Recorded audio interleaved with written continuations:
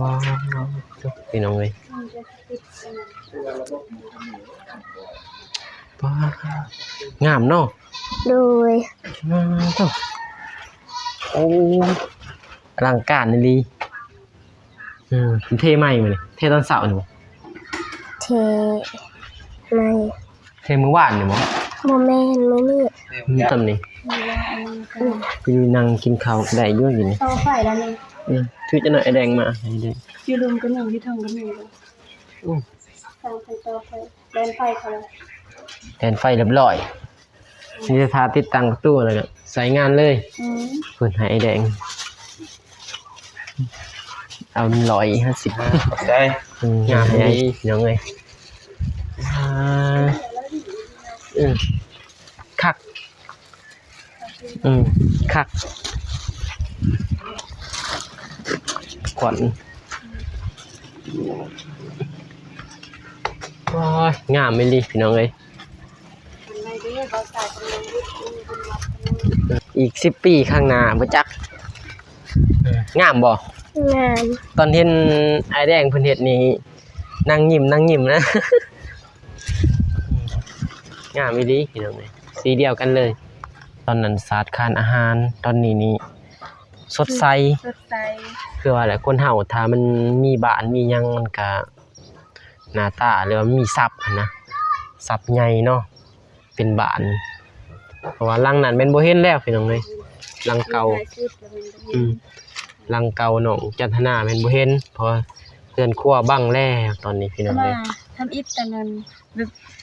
จังได๋ล่ะของบ่คือจันทนาว่าโดยทำอิฐมาตื่นเข้าไปอยู่ในเหือขับเปิดทางนี้เราตื่นหัดมาเดินอยู่ป้าทุกสวัสดียังกระไดแล้วกบสุดแล้วดีใจจำน้องเด้อนั่นยังมันนี่ฮอนแดดก็ได้เงินทั่วก็ได้ฮอนแดดพี่น้องเอ้ยจากตะกอนเนาะเลยต่อไปก็ตั้งใจทำเฮียนว่าติดคนสวยเรือหามเลี้ยงเด็ดขาดเนาะบางทีแต่น้องหน่อยจนใหญ่ต้องคือเพิ่นถือเพิ่นมีความเมตตาสงสารเฮาโอ้ยถึงแม้ว่าเฮาสิบ่ได้ตอบแทนเพิ่นแต่เฮาก็ขอเฮ็ดความดีทำดีเพิ่นเห็นโอ้ยเขามาหาอยู่เรื่อยๆเนาะบ่ใช่เนาะพอซัมแม่เสียน้ำแล้วกันเฮาทุกอย่าง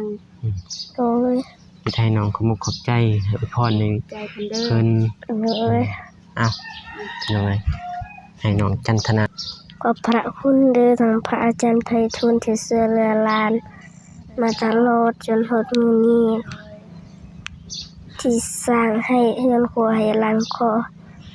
คือดีมีแรงความเจ็บอย่าสุได้ความไข้อย่าสุมีปรารถนาสิ่งใดขอให้ได้ตามสิ่งปรารถนา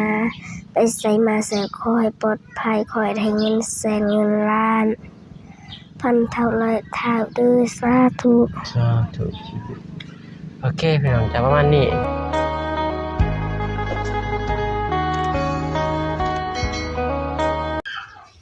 พี่น้องเอ้ยเปิดภาพมาบัดนี้บัดได้เข้ามามือนึงเต็มๆพี่น้องเอ้ยบัดเข้ามาอัปเดตทางบ้านน้องจันทนาหรือว่าเรือนครัวน้องจันทนาพี่น้อง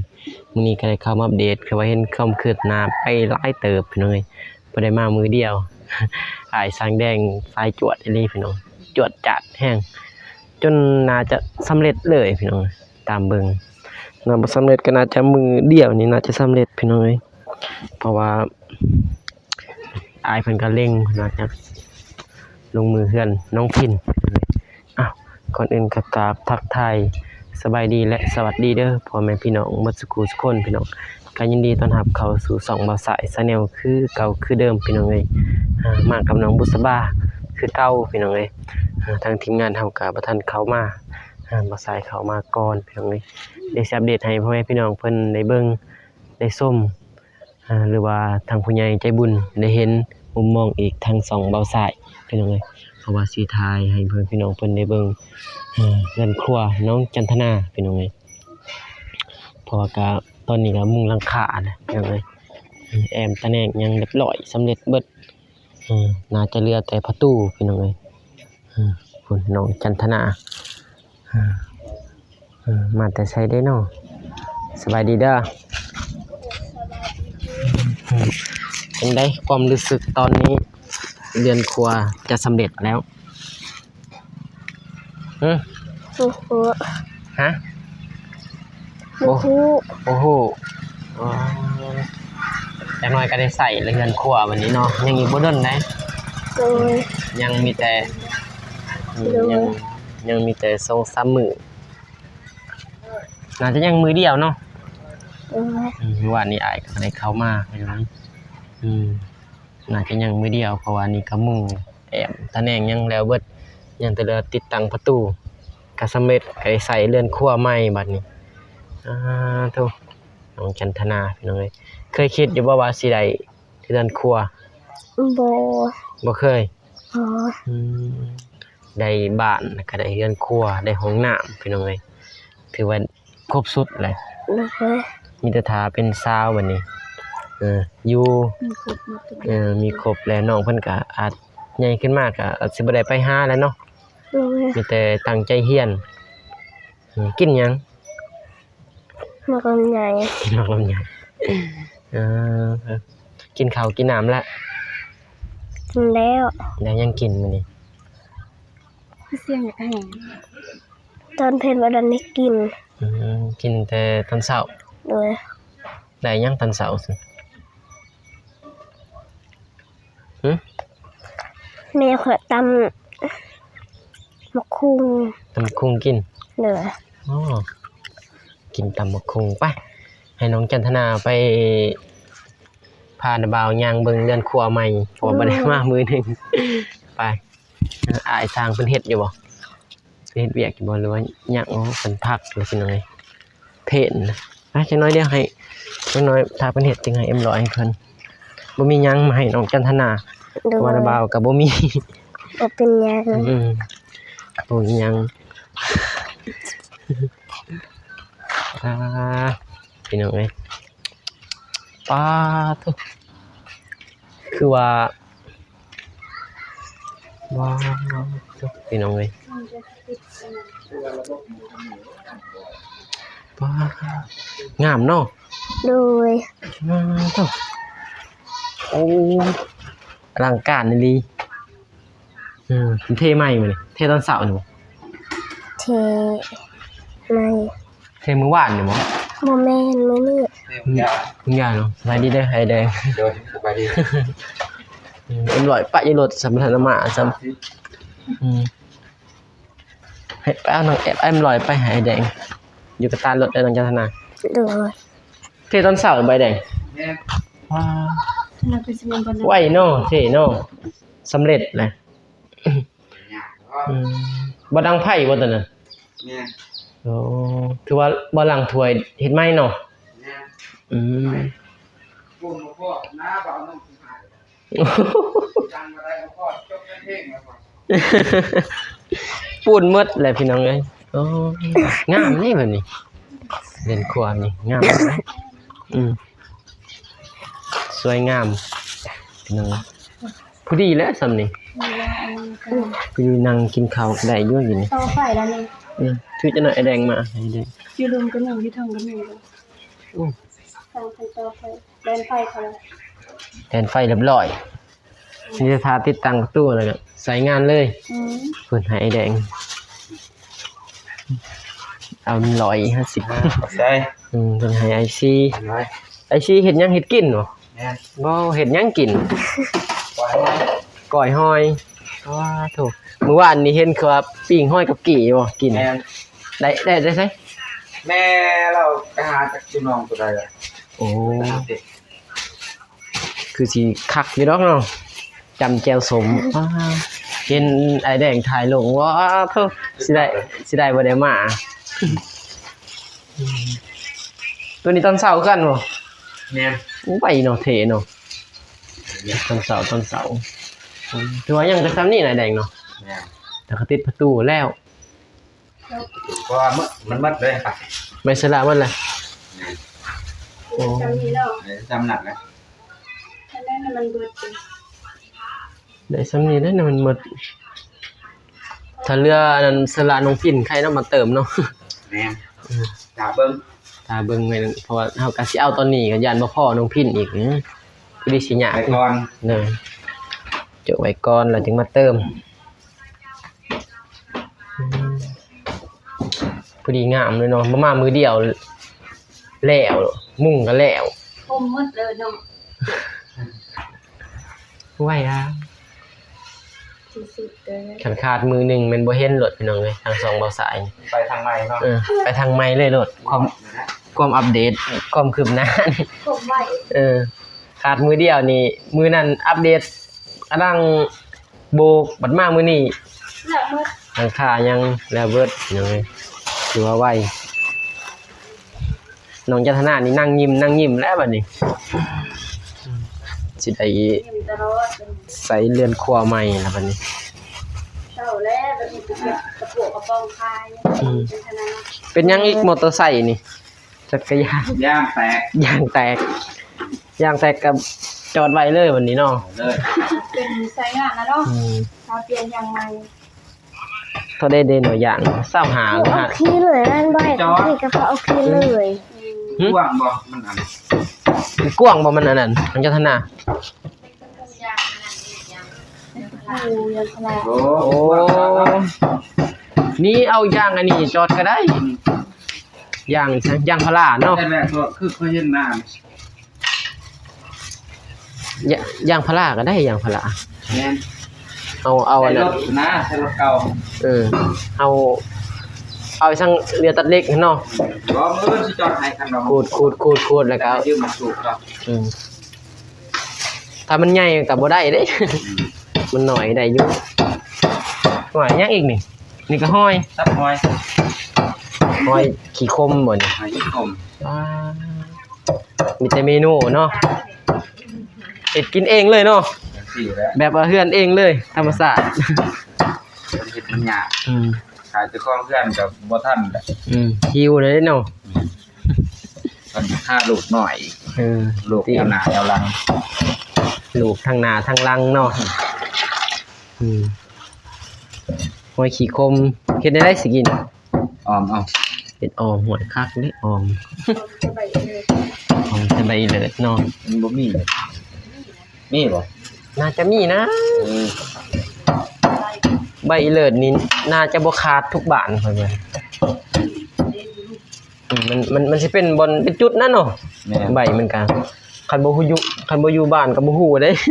คือเฮามาอยู่เนาะบ่ฮู้เด้ไอ้แดง นี่ได้เอามาออมใส่ใบเลิศ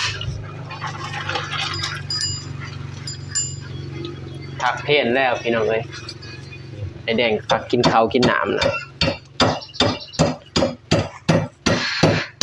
เดินก็ต่อกันเนาะคิดเลย ก็คือน้องฟินแล้วมื้อนี้โอ้มุ่งบ่ แม่นกันบอกกันลงก่อนบวกเขาหรือผ่า ติดปันลมเนาะฮ้อนแล้มื้ออื่นขึ้นทางขาย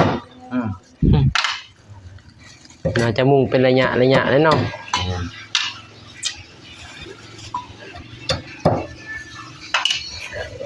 อันนี้จะขาดแต่ประตูแล้วก็แล้วเนาะไอ้แดงเนาะ แม่นปิดประตูแต่มา ขาดแต่ประตู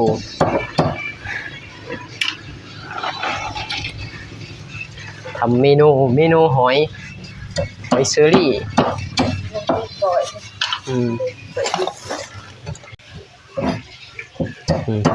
สบายดีเด้อ สบายดีเด้อ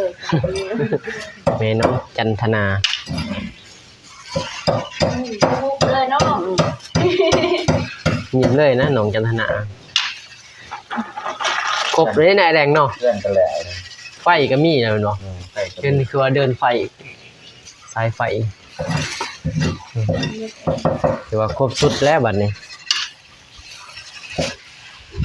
ถือว่าบ่ขาดหยังแล้วน้องจันทนาพี่น้องเอ้ย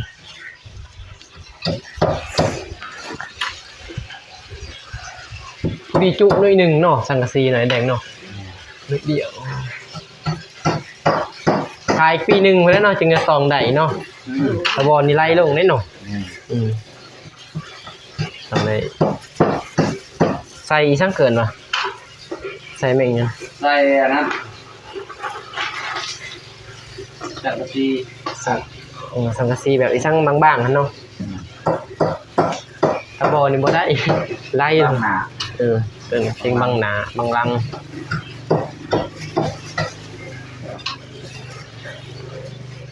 ไปไอ้แดงเห็ดกิน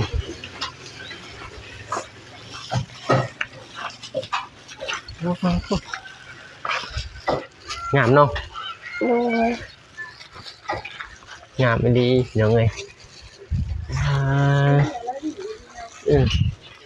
มันเป็นแบบแบบทรงบ้านไทยเลยเนาะทรงแบบอันนั้นเรือนครัวไทยนะห้องนอนก็ต่างหากเรือนครัวก็อยู่รุมแบบนี้เลยคักคักไปลงปะยันก็ได้ยังไงซีเอาก็ได้น้องชื่อเลยนักเลย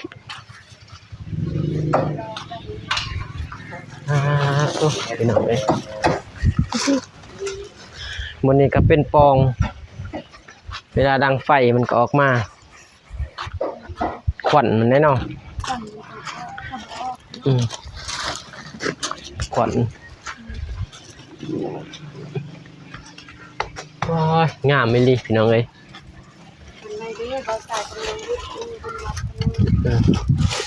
จากยามใดแล้วสิได้คือน้องจันทนา อีก10 ปีข้างหน้าบ่จักงามบ่ งาม ตอนเห็นไอ้แดงเพิ่นเฮ็ดนี่นั่งยิ้มนะ งามอีหลีพี่น้องเอ้ยสีเดียวกันเลยแต่ว่าบ้านน้องพินนี่สิเป็นสีต่างอีกอันนั้นไม้สละสีต่าง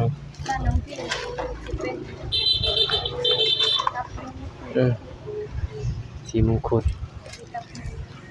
มือได้ขึ้นแล้วนี่ก็ขึ้นดังเลยบ่ บ่ฮู้ ฮะ บ่ฮู้ โอ้โหมันจะทำแม่เนาะ โดย ทำแม่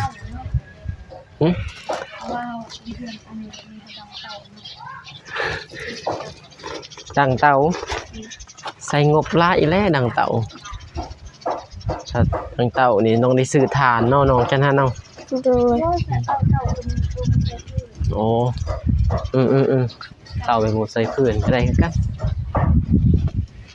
พี่น้องเอ้ยบ่มามือเดียวมุ่งแล้วแอมแล้วเทแล้วพี่น้องเอ้ยไอแดงเฮา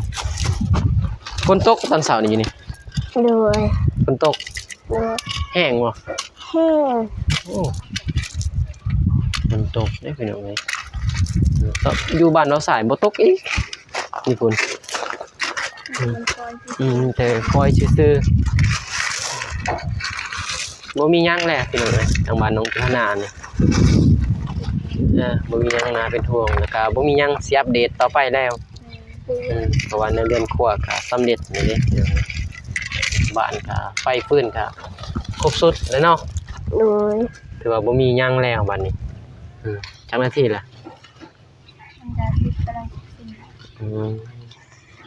เธอมีหยังน่าเป็นห่วงพี่น้องเอ้ยแต่แกงหยังก็ครบสุด ครบสุดเบิดแล้วบัดนี้มือเดียวน่าจะมื้อวานเดี๋ยวเพิ่นแอม โดย อ๋อมุ่งกับมื้อวานแอมกับมื้อวาน โดย ถือว่ามือเดียวเลยเนาะเพราะว่ามื้อนี้มีแต่เพิ่นเทเนาะเทพื้นแต่สิเข้าไปบ่ได้แล้วพี่น้องเอ้ยเทใหม่ๆเข้าไปนี่เป็นที่ระลึกเลยแหละ เป็นรอยพระบาทเลย พี่น้องเอ้ยไปเบิ่งไอ้แดงเฮ็ดคงกินบ่เคยเห็นนะไอ้แดงเฮ็ดยากสุดเด้ ยากสิเห็นไอ้แดงเฮ็ดคงกินคงยากมา กินฮอดแต่ตอนเฮือนน้องเดิมแหละเฮ็ดอันนั้นเฮ็ดอีสัง ตาบ่ โดย เรามิกแล้วเนาะ คักได้อยู่หั่นโอ้เฮ็ดก้อยปลากระเดิด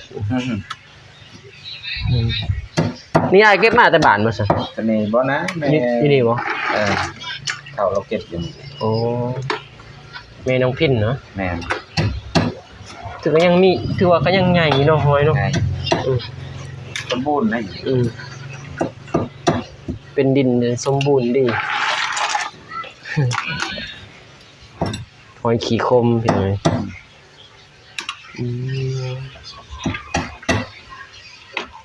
แกงใส่หน่อไม้เนาะก็คักกันเนาะ เข้ากันแล้วแหละหน่อไม้ ใส่หน่อไม้ไล่เข้ากันนะ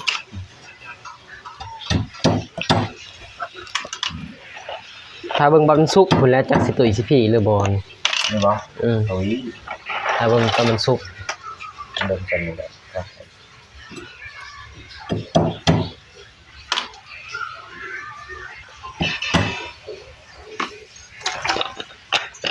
มื้อนี้สิเฮ็ดหยังต่อไอ้เด้อ มื้อนี้บ่ โดย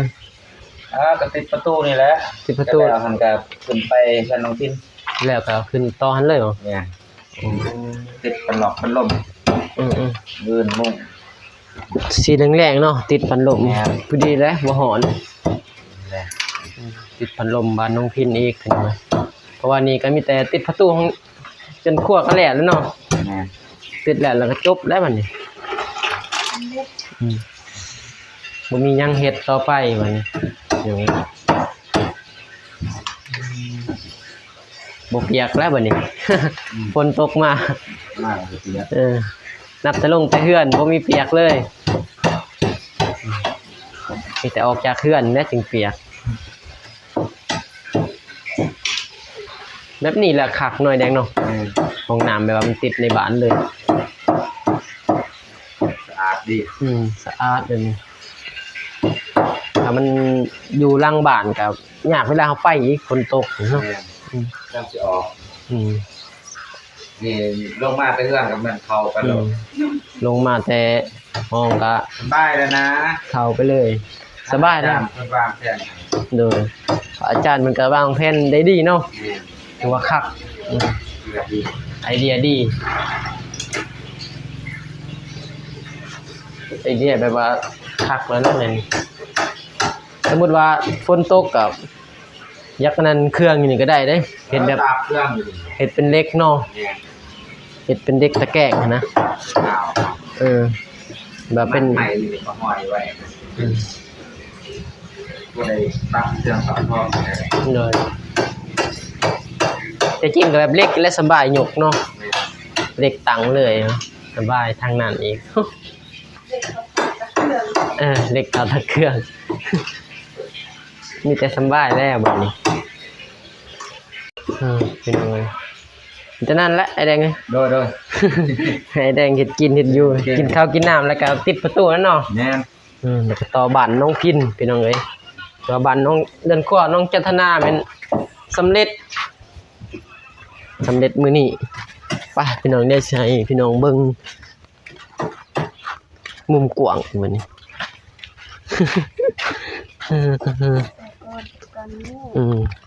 แต่ก่อนกับตอนนี้ถือว่าแต่ก่อนนี่บ่เห็นแล้วพุ่น มื้อแรกที่เขามาหาน้องจันทนาบ่ได้เป็นสภาพแบบนี้ได้ มื้อแรกมานี่มื้อแรกนี่โอ้น้องจันทนานี่ถือว่าบ่ได้เล่นแล้วเนาะ โดย โสมเลยตอนนั้น โล่มน้อย น้อย คือบ่มีซีบ่มีกันหยังเลย คือเพิ่นว่าแบบตอนนั้นขาดอาหารตอนนี้นี่สดใส สดใส คือว่าแหละคนเฮาถ้ามันมีบ้านมีหยังมันก็หน้าตาหรือว่ามีทรัพย์หั้นนะทรัพย์ใหญ่เนาะเป็นบ้านเพราะว่าหลังนั้นแม่นบ่เห็นแล้วพี่น้องเอ้ยหลังเก่า หลยชุดแล้วมันก็มี หลังเก่าน้องจันทนาแม่นบ่เห็นเพราะเรือนครัวบังแล้วตอนนี้พี่น้อง มา เอ้ย ทำอิฐแต่นั้นแบบจังได๋แล้วเขามาก็จนว่าบ่มั่นใจเนาะเพื่อนหลังนี้บ่ เนาะ มาทากับบ่าใส่ยังคิดอยู่ อืม จนได้เห็นเพิ่นมาก็ถามว่าน้องบ่ซื้อจันทนาว่าโดย ทำอิฐมา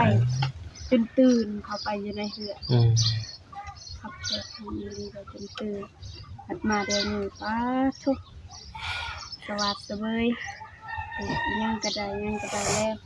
ครบสุดแล้วดีใจจำน้องเด้อ โอ้ย นั่นยังมันนี่ฮอนแดด ก็ได้เงินทั่วก็ได้ ฮอนแดดนะพี่น้องเอ้ย ต่างจากแต่ก่อนเนาะ เลยต่อไปก็ตั้งใจทำเฮียน โดย ว่าสิไปเฮียนได้ชนเผ่าบ่ โดยถ้าจบห้องป .5 เป็นไป ปีนี้นี่เขาประหาบ่ โดย ถือว่าปีหน้านี่น้องเพิ่นไปเรียนชนเผ่าพี่น้อง เรี เอ้ ย ย นชนเผ่าอยู่แขวง ก็มีแต่ต่างใจเฮียนแล้วก็ใหญ่มากอ่ะพอได้อันนี้แหละอยู่บ้านอยู่เมืองก็มีเงินมีคำใช้เนาะ ถึงว่าเรียนจบมาบ่ได้เป็นเจ้าเป็นนายก็สร้างพอใจเรียนให้มันจบของบ่เจ็บคือเฮาบ่มีเสื้อบ่มีทรายคือสิบ่ได้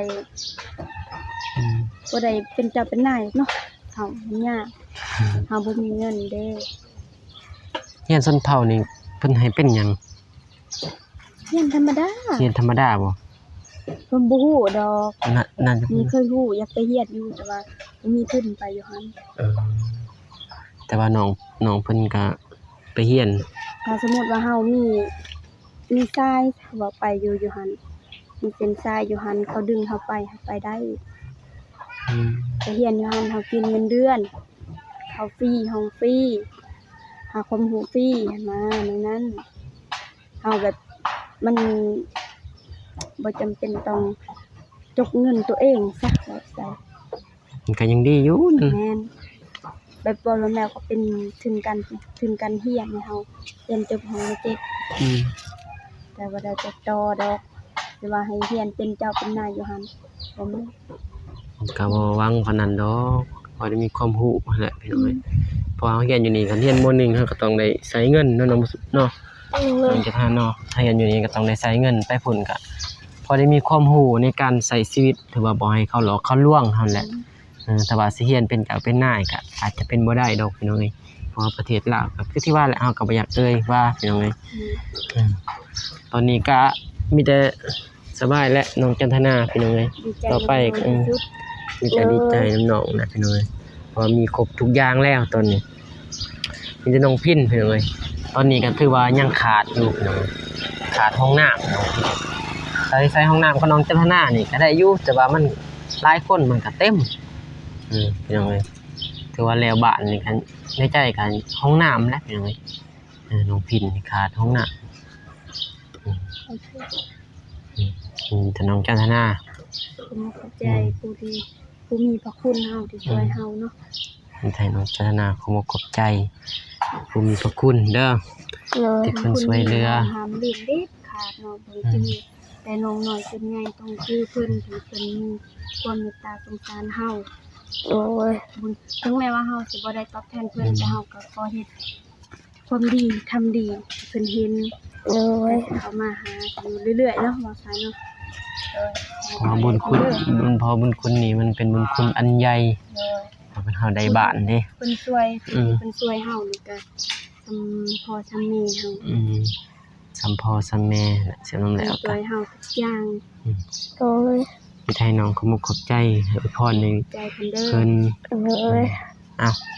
ยังไงให้น้องจันทนาอ้าวนก เข้าใจกัน ขอบพระคุณเด้อทางพระอาจารย์ไพฑูรย์ที่ช่วยเหลือหลาน มาตลอดจนฮอดมื้อนี้ที่สร้างให้เฮือนครัวให้หลานขอเพิ่นอยู่ดีมีแรงความเจ็บอย่าสุได้ความไข้อย่าสุมีปรารถนาสิ่งใดขอให้ได้ตามสิ่งปรารถนาไปไสมาไสขอให้ปลอดภัยขอให้ได้เงินแสนเงินล้าน พันเท่าร้อยเท่าเด้อสาธุ ถูกโอเคพี่น้องจะประมาณนี้พี่น้องเพราะว่าน้องจันทนากับมื้อนี้เป็นมื้อสำเร็จแหละคือที่ว่าและเรียนครัวก็บ่มีหยังน่าเป็นห่วงดีใจน้ำน้องเพิ่นพี่น้องเอ้ย โดย ที่นี่ทุกวันนี้แหละถ้าบ่มีทีมงานเฮาหรือว่าบ่มีผู้ใหญ่ใจบุญก็บ่มีในวันนี้พี่น้องเอ้ยจะดีใจน้องๆเพิ่นที่ว่าผู้ใหญ่ใจบุญเมตตาแล้วก็สงสารทางน้องเพิ่นพี่น้องเอ้ยดีใจหลายๆเอาท้ายนี้พี่น้องเอ้ยเบาสายก็สิจบคลิปไปกับน้องจันทนาเลยพี่น้องเอ้ยก็ขอให้ผู้ใหญ่ใจบุญทุกๆท่านเด้อพี่น้องเด้อที่ช่วยเหลือน้องจันทนาขอให้อยู่ดีมีแรงนอนหลับก็ได้เงินหมื่นนอนตื่นก็ได้เงินแสนแบมือมาก็ได้แก้วมณีโทษก็อย่ามาเบียดเบียนเสด็จทางใดก็อย่ามาไกลเด้อพร้อมครอบพร้อมครัวพี่น้องเอ้ยเอาพอๆกันไว้ในคลิปหน้าพี่น้องคลิปนี้ก็ขอกล่าวคำว่าสบายดีเด้อพี่น้องเด้ออยู่ดีมีแรงหมดสุขทุกคนพี่น้องไปบ๊ายบาย